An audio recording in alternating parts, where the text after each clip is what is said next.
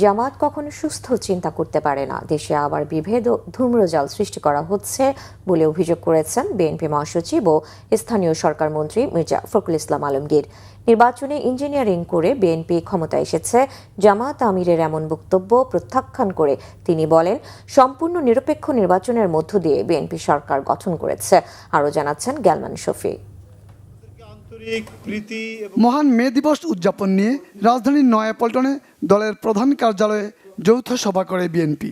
যৌথ সভা শেষে বিএনপি মহাসচিব মির্জা ফখরুল ইসলাম আলমগীর এক প্রেস ব্রিফিংয়ে অভিযোগ করেন, একটি শক্তি দেশের স্থিতিশীলতা নষ্ট করার জন্য নির্বাচনের আগে থেকেই চেষ্টা করছে।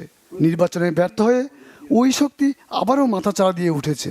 জামাত ইসলামের আমির তিনি বলছেন যে বিএনপি ইঞ্জিনিয়ারিং করে ক্ষমতায় এসেছে। আমি এটা তীব্র নিন্দা জানাচ্ছি, প্রতিবাদ জানাচ্ছি, এবং তিনি বা তার দল যে কখনোই সুস্থভাবে চিন্তা করেন না তার প্রমাণিত হয়েছে। বিএনপির বিভিন্ন কর্মকাণ্ডের উপরে বিভিন্নভাবে আপনার প্রচেষ্টা চালানো হচ্ছে ওই শক্তিটির পক্ষ থেকেই, একটা আবার ধূম্রজাল সৃষ্টি করা, আবার একটা বিভেদ সৃষ্টি করা। তাদের যে অতীত ইতিহাস, সেই ইতিহাস আমরা সবাই খুব ভালো করে জানি। সেই কারণেই সমগ্র জাতি অত্যন্ত সচেতনভাবে তাদেরকে প্রত্যাখ্যান করেছে, এবং আগামীতে যেন পুরোপুরি তাদেরকে নির্মূল করা যায় রাজনৈতিকভাবে, সেইভাবে আমাদেরকে কাজ করতে হবে।